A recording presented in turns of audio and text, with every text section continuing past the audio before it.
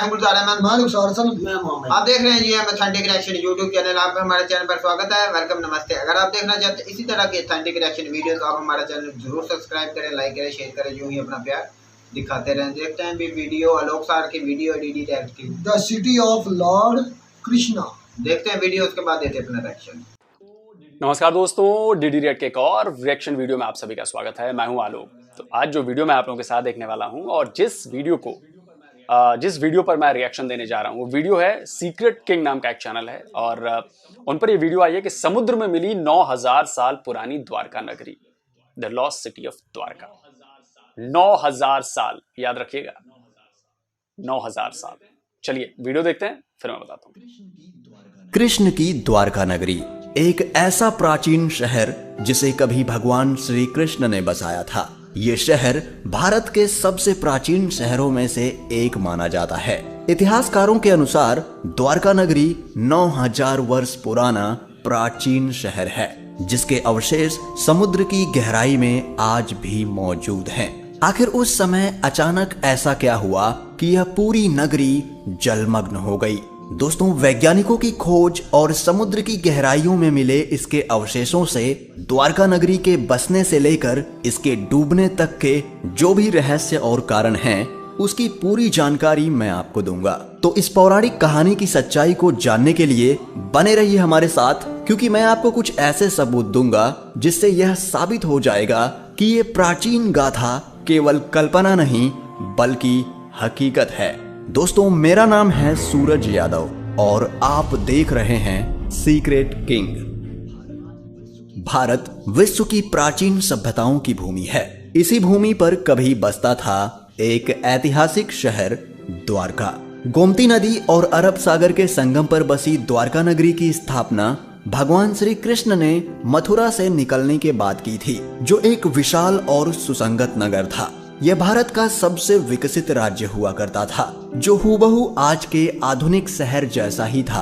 कहते हैं श्री कृष्ण ने अपने मामा और मथुरा के क्रूर राजा कंस का वध किया तो कंस के ससुर जरासंध बार बार मथुरा पर आक्रमण करते रहे, जिसके कारण कृष्ण अपनी प्रजा की सुरक्षा के लिए अपनी सारी प्रजा को लेकर समुद्र के किनारे आ गए और द्वारका बसाई। कहते हैं द्वारका बसाने के लिए कृष्ण ने समुद्र देव से जमीन ली थी और देवताओं के निर्माणकर्ता विश्वकर्मा से रातों रात द्वारका का निर्माण करवाया। विशाल दीवारों से घिरी ये खूबसूरत नगरी वास्तुकला की बेहतरीन मिसाल थी। लेकिन श्री कृष्ण की मृत्यु के बाद यह खूबसूरत नगरी समुद्र में डूब गई, जो आज भी समुद्र की गहराइयों में मौजूद है। रिसर्च के मुताबिक खुदाई में मिली द्वारका की कहानी 9000 साल पुरानी है। पौराणिक कथाओं के अनुसार द्वारका के समुद्र में विलीन होने के पीछे मुख्य रूप से 2 घटनाएं जिम्मेदार थीं। एक, महाभारत युद्ध के उपरांत माता गांधारी द्वारा अपने पुत्रों की मृत्यु के वियोग में श्री कृष्ण को दिया गया श्राप, और दूसरा, ऋषियों द्वारा कृष्ण पुत्र सांब को दिया गया श्राप। जब कृष्ण पुत्र सांब ने ऋषियों का उपहास किया, उसके पश्चात क्रोध में आकर ऋषियों ने सांब को श्राप दे दिया। पुराणों के अनुसार भगवान श्री कृष्ण की द्वारका नगरी महाभारत युद्ध के उपरांत गांधारी के श्राप के तकरीबन 36 साल बाद समुद्र में समा गई थी। द्वारका के समुद्री अवशेषों पर सबसे पहली नजर भारतीय वायुसेना के पायलटों की पड़ी, जो समुद्र के ऊपर से उड़ान भर रहे थे। इसके बाद ही 1970 के जामनगर के गजेटियन में इनका उल्लेख किया गया। इससे पहले लोगों का कहना था कि द्वारका नगरी एक काल्पनिक नगर है और काल्पनिक कहानियों का कोई इतिहास नहीं होता। लेकिन जब द्वारका का सबसे पहला ऐतिहासिक उल्लेख गुजरात के भावनगर में मिले 6ठी शताब्दी के पॉलिताना कॉपर प्लेट पर मिले, तब लोगों को इस पर भरोसा होने लगा।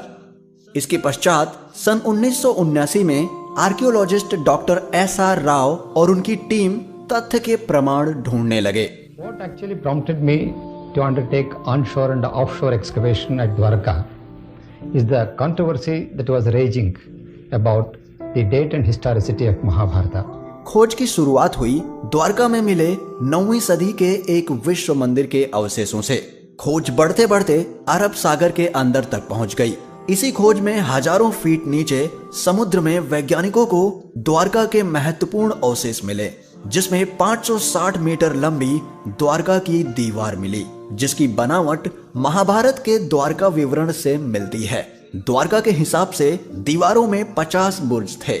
आर्कियोलॉजिस्ट को करीब 30 बुर्ज मिल चुके थे और साथ में उन्हें वहां पर उस समय के बर्तन भी मिले जो लगभग 1528 से लेकर 3000 ईसा पूर्व के हैं, जो इस बात को प्रमाणित करते हैं कि द्वारका आज भी समुद्र में मौजूद है।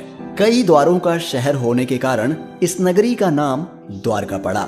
इस शहर के चारों ओर बहुत ही लंबी लंबी दीवारें थी, जिसमें कई दरवाजे थे। वो दीवारें आज भी समुद्र के तल में स्थित हैं। द्वारका को भारत के सबसे प्राचीन नगरों में से एक माना जाता है। द्वारका को द्वारावती, कुशस्थली, अनर्तक, ओखामंडल, गोमती द्वारका, चक्रतीर्थ, वारीदुर्ग और अंतरद्वीप के नाम से भी जाना जाता है। गुजरात राज्य के पश्चिमी सिरे पर समुद्र के किनारे पर स्थित यह द्वारका 4 धामों में से एक धाम और 7 पवित्र पुरियों में से एक पुरी माना जाता है। द्वारका 2 हैं, जिसमें से एक गोमती नदी के किनारे बसा है, जिसे द्वारका धाम माना गया है, और दूसरा बेट द्वारका पुरी है, जहां समुद्र के मार्ग से होकर जाना पड़ता है। भारतीय समुद्र वैज्ञानिकों का कहना है कि देश के पश्चिमी तट पर मिले पुरातात्विक अवशेष 9000 साल से भी अधिक पुराने हो सकते हैं। 2005 में भारतीय पुरातत्व सर्वेक्षण द्वारा द्वारका नगरी की खोज फिर से आरंभ की गई। भगवान श्री कृष्ण की द्वारका नगरी से जुड़े दावों और अनुमानों के वैज्ञानिक कसौटी पर कसे जाने का समय अब एकदम नजदीक आ गया, क्योंकि सन सब बीच में रोक रहा हूँ, कुछ जानकारी दे दूं। कई लोगों को लगता है ना, हमारे देश के भीतर भी कई लोग हैं कि भाई महाभारत में जो बातें लिखी हैं वो काल्पनिक हैं, हवा हवाई हैं, रामायण में जो बातें लिखी वो काल्पनिक है, हवा हवाई हैं। लेकिन सोचिए इससे बड़ी और क्या बात होगी कि जो बातें उन किताबों में लिखी गई हैं उनके अभी प्रमाण भी हैं। मतलब उनको आप फैक्ट चेकर कह सकते हो कि वो फैक्ट चेक कर सकते हो आप इससे। द्वारका का, जिस द्वारका का जिक्र वहां पर है वो उसी जगह पर द्वारका मिली, समंदर के भीतर मिली।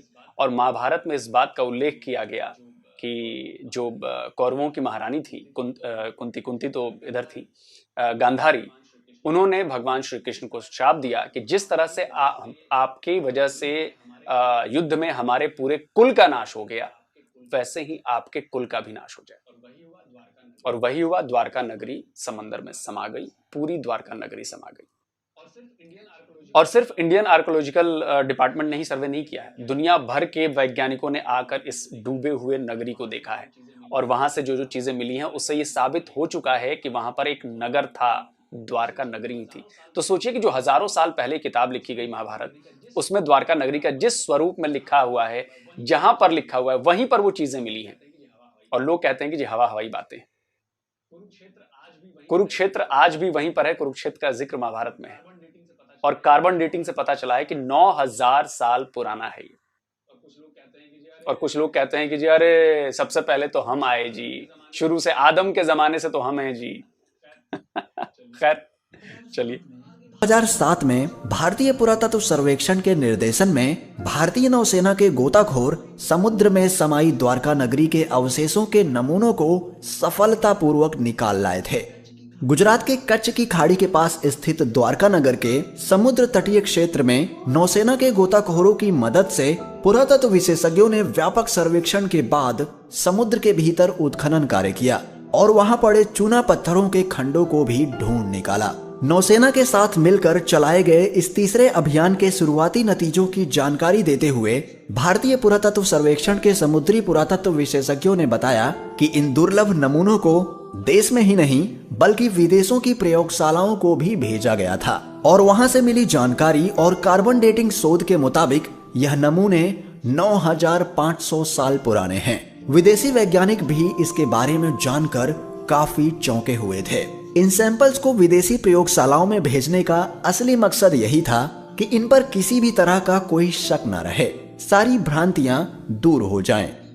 नौसेना के गोताखोरों ने 40,000 वर्ग मीटर के दायरे में यह उत्खनन कार्य किया और वहां पड़े भवनों के खंडों के 200। तो जी वीडियो थोड़ी लेंथी थी, इसलिए हमने इस पर हाफ की है। आप रिकमेंड करेंगे तो इस पर नेक्स्ट पार्ट हम करेंगे, डिबेट करेंगे। मेरा तो रुखसार आपसे एक सवाल दोनों से है, चाहे लोग सर को या हिंदुस्तान में किसी को बुरा लगे, लेकिन सच तो सच है। मुझे इतना दोनों भाई बता दें कि हजरत आदम अलैहिस्सलाम से पहले भी कोई दुनिया में इंसान थे? पता बात क्या भाई को, मैं आपको एक बात बताऊं। पहली बात तो मैं मजहब को टच नहीं करना, मजहब को टच नहीं करना चाहिए हमें। कभी वो जो वीडियो दिखा रहे हैं वो साबित कर रहे हैं, वो छोड़े वो क्या साबित, इंसान ये देखें कि इन्वेंशन कितनी बड़ी है, इस पर बात करें कि ये कितनी बड़ी उन्होंने खोज की है, ये देखें। तो ये आज हमारी टेक्नोलॉजी इतनी इस काबिल हो गई है कि आज से 9000 साल पुरानी चीजें दरियाफ्त की जा रही है, पता चल रहा है कि 9000 साल पुरानी ये चीज है। क्या ये पहले मुमकिन था? इस पर बात करें। मैं भी तो आपसे वो सवाल कर रहा हूं, ये बात छोड़ दे भाई, ये भी बताया ना कि मुसलमान बोलते हैं कि आदम अलैहिस्सलाम से पहले कोई इंसान नहीं थे। मेरा भी यही आलोक वाला सवाल है कि हजरत आदम अलैहिस्सलाम से पहले क्या दुनिया में कोई इंसान था? यार ये जो बात हो जाएगी ना, ये आ जाएगी मजहबी, और मैं मजहब पर बात नहीं करना और हमारे जो इस पर टेक्नोलॉजी पर जरूर बात करूंगा, तो उनको अप्रिशिएट करूंगा। भाई ये भी होना चाहिए ना, उन्होंने जो बोला है उधर वो निकली है दुर्गा जो बोल रहे थे, जो भी शहर पूरा बना हुआ है किसी के नाम पे निकला है भाई। ये और ना लोग 9000 साल 500 पुराना जो नगर है, 9000 साल पुराना। लेकिन भाई मेरा इतना मानना है, क्या मेरे कितने भी भाई हैं उनको मेरी बात बुरी लगे या अच्छी लगी, इन दोनों भाई की अपनी रहे, हर बंदे की अपनी मर्जी होती है। मेरा आपसे भी यही सवाल है कि क्या हजरत आदम अलैहिस्सलाम से पहले, मैं इस बात को कभी मान नहीं सकता कि पहले कोई इंसान था, चाहे आप इसको मजहब की तरफ यार यकीन है ना, ये तो कीदा है। क्या मेरा ईमान है कि आदम अलैहिस्सलाम हम इधर अकीदा का प्रचार नहीं करना पूछना चाहूंगा रुखसार भाई यूट्यूब से, क्या आदम अलैहिस्सलाम मुसलमान थे, हिंदू थे, किस मजहब से? ये सवाल उनका कोई वो भाई मैं वही बात आ गई ना, तो ये डिबेट आगे से ये क्या हुआ है? मजहब बात टच नहीं ये करना। हर जो मजहब है वो कहते हैं सबसे पहले हम आए, और सबसे कभी मुसलमानों ने कहा कि हम सबसे पहले आ गए हैं? यार सबसे पहले आने या ना आने का मकसद ये बात है, आने का ना आने का मकसद भाई आपने हमारे उलमा को सुना ही नहीं है ना। यार मेरी बात तो सुन ले यार, सुन तो ले यार, पता नहीं आपको समझ नहीं आती। ये देखें कि बात करने का मकसद ये है कि हर मजहब ये कहता है कि हमारा मजहब महान है, हम बड़े हैं, हम सच्चे हैं, हम अच्छे हैं, बाकी सब फना है, सब बेकार है। इसी तरह ये मुसलमानों चाहे हिंदू हो, सिख हो, जो भी मजहब है वो अपने आप में बढ़ाता है, लेकिन मजहब जो भी हो वो हर उसके जो पैरोकार होते हैं उसके बड़े दिल के करीब होता है। समझ लें अगर कोई मजहब को टच करता है, उस पर कोई बोलता है, तो वो उसको इसी तरह जिस तरह उसको फैर मार दिया। इससे सबसे बड़ा दुख ये समझा जाता है, और इस पर मैं बहस नहीं करूंगा। तो आप कहना चाहते हैं आपकी मौत की बात, भाई मैं एक जवाब देना चाहता हूँ यूकुब भाई को। अच्छा, वो तो हिंदू हो या मुसलमान हो या ईसाई हो, सिख हो, जो हमारे यहाँ इधर मुस्लिम है, उन्होंने कितने फिरके बनाए हुए हैं कि वो कहते हैं कि वो आपका फिरका ठीक है, शिया कहते हैं सुन्नी काफिर है, सुन्नी कहते हैं शिया काफिर है।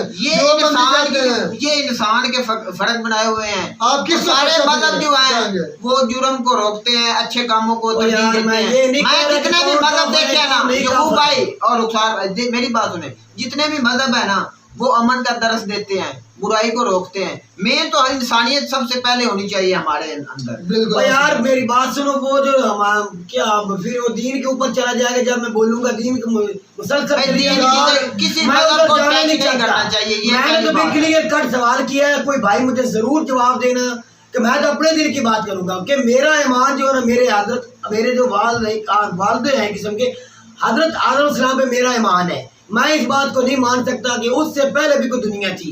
मुझे कोई भी नहीं मानता कि आदम आप मुझे गाली निकालना चाहिए, नहीं कोई का नहीं, मतलब मुसलमान नहीं मानते, हम नहीं मानते, ईसाई नहीं मानते कि आदम इस्लाम, बाकी जो ये दूसरे मज़हब हैं वो ये समझते हैं कि आदम इस्लाम से जिस तरह ये इंडिया में दिखाया गया आदम अलैहिस्सलाम से भी पहले इंसान थे। वो मानते माने आप आपके माने माने, हम ये नहीं कहेंगे मुसलमान नहीं मानता कि आदम अलैहिस्सलाम से पहले भी कोई हम तो ये हमारा यकीन है भाई, आदम अलैहिस्सलाम से पहले कोई भी इंसान नहीं है, इंसान दुनिया पे नहीं था।